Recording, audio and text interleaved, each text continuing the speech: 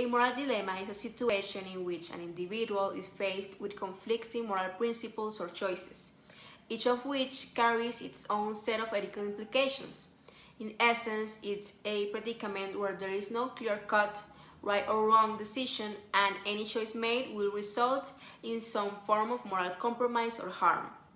These dilemmas often arise when individuals must navigate complex moral terrain, balancing competing values, duties, or obligations.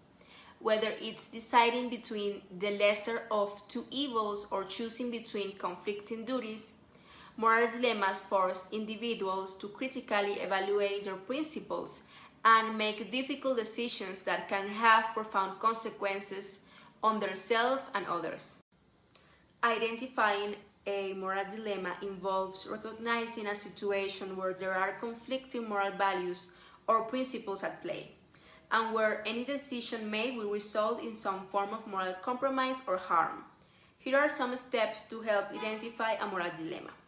Recognize conflicting values, consider the consequences, evaluate the moral significance, feelings of discomfort, consider multiple perspectives, and seek guidance. And so we can identify two big groups and their respective conflicting values regarding our ethical problem. The first one is the group of the lawyer or the lawyers that must guarantee due process, presumption of innocence, and being ethic.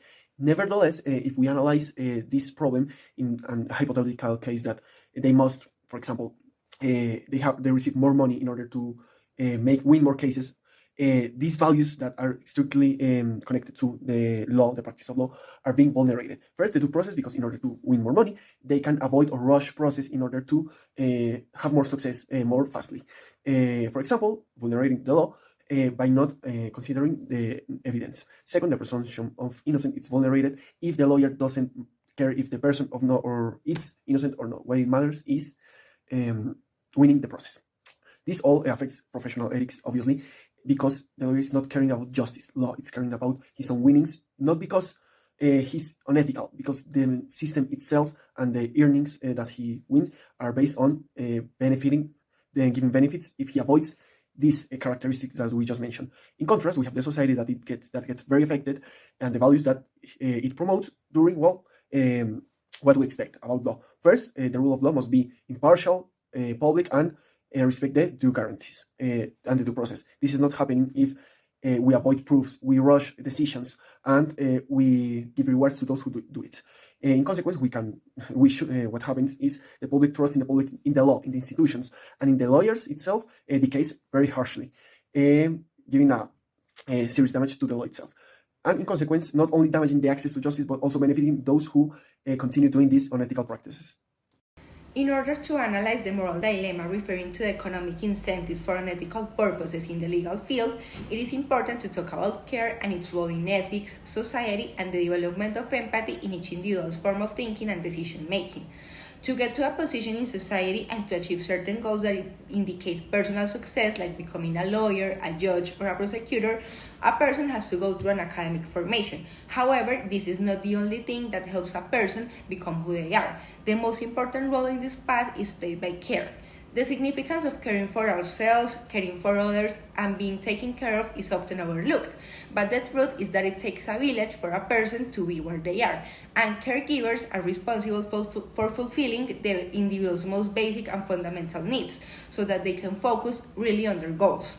Care not only plays an essential role in human development, it also helps with nurturing of empathy in each individual. We need to remember that care is not just about fulfilling physical needs. It also involves emotional support, active listening, and genuine concern for the well-being of others. When a person is cared for, they tend to prioritize care in their lives, creating an environment where individuals feel valued, heard, and supported in their journey of growth.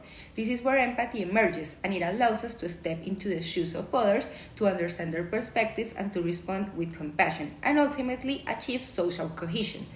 Ethics of care are key to solving a moral dilemma, mainly because they provide tools that are useful in dilemma solving, such as empathy and compassionate decision making. When considering the moral dilemma of providing unethical economic incentives to judges based on the number of cases ruled, and to prosecutors based on the number of individuals incarcerated, we need to understand that the main problem of this dilemma is tying the financial incentives to quantitative outcomes rather than to good quality work. This creates a conflict of interest for judges and for prosecutors, because instead of prioritizing justice, fairness, and individual circumstances, there is a risk that decision makers may prioritize expediency and quantity over quality.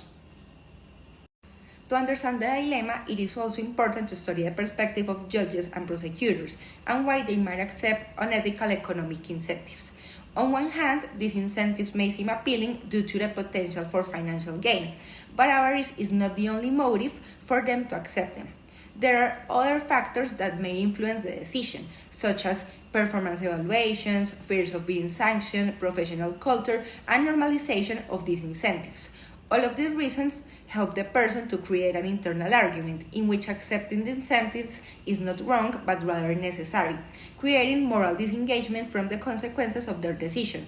Also, from the optic of care, financial pressure is also a reason that may influence them to take the incentives, because in a capitalist world, it is well known that money is needed to take care of personal and family necessities.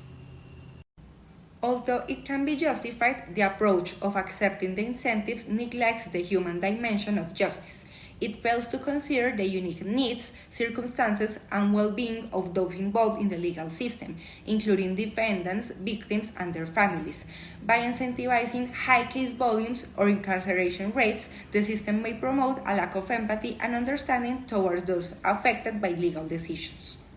Throughout history, women had to face a lot of challenges in order to understand what we know today as gender justice or gender equality. Nevertheless, in the moment we analyze this type of gender justice in the context of lawyers' work, we can understand that this is not working as we are pretending it is. For example, there are a lot of law firms who give the employees more money when they win more cases, or they have more money for the company, or they are able to keep more clients.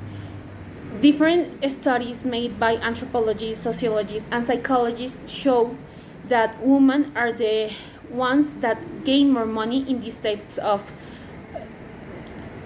situations, but they are not given the same opportunity as men because they think they are really weak and doesn't have the capacity to work in the same way that men do.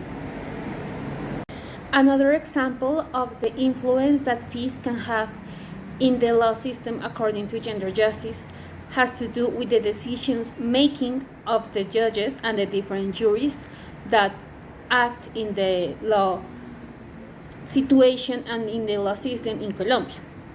For example, there has been a lot of cases in which people that are part of a juridic problem try to buy the judge in order to try to gain his decision in the best way possible.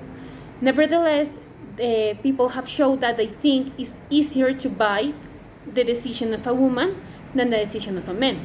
In the same type of situation, when there is a problem that has a lot of empathy, a lot of emotion, and a lot of charisma, they think it's easier for a woman to be emotional about the situation and give her decision according to that than a man. They think men are more economical, they are more objective, and they are not able to understand this type of things. So it's evident that we need help. We cannot continue giving these fees, these incentives regarding just the success rate of the lawyer, whatever his field is, but we need to think in a most ethical, comprehensive, and integral way to think about the fees. What can help us? The AI? Not really, because as we can see in the screen, the definitions of intelligence may vary, and AI, it's just a process, an algorithm that can make one decision for what it's made. It cannot evaluate all that stuff that we are making. He cannot have an ethic, more global perspective, and more importantly, it's man-made. It's not flawless. It can make mistakes, and those mistakes and a machine cannot be accountable. We cannot trust and depend on moral decision and incentives decision and thinking how we can manage justice to the AI. It's not a collective intelligence. It's not a human. It's not an absolute way to manage efficiency. It mostly prevails an utilitarian system, and as we can see and demonstrate through all this video, it's not the best way to manage ethics and either law, and mostly and certainly not fees. For what we can use it? For checking the status of the process, making timelines, organizing data, but not, and most importantly, helping us in other aspects of our life. We have demonstrated that law is not the only thing that is involved while making justice, even if the effort makes it more ethical. We need to use the AI to free our time as person, woman, citizens, father, mother, teacher, whatever we are, because these other aspects of the life are what makes us ethical. It's what makes us people that AI can never do and can lead us to judge all these stuff that we just analyzed. If we allow just AI to penetrate all the aspects of the legal fees and the legal world, we will not be different than an algorithm, and so will be the law. We need an ethic justice. In order to do that, we need an ethic system, an ethic family, an ethic friend, and an ethic lawyer. That is what we want to be.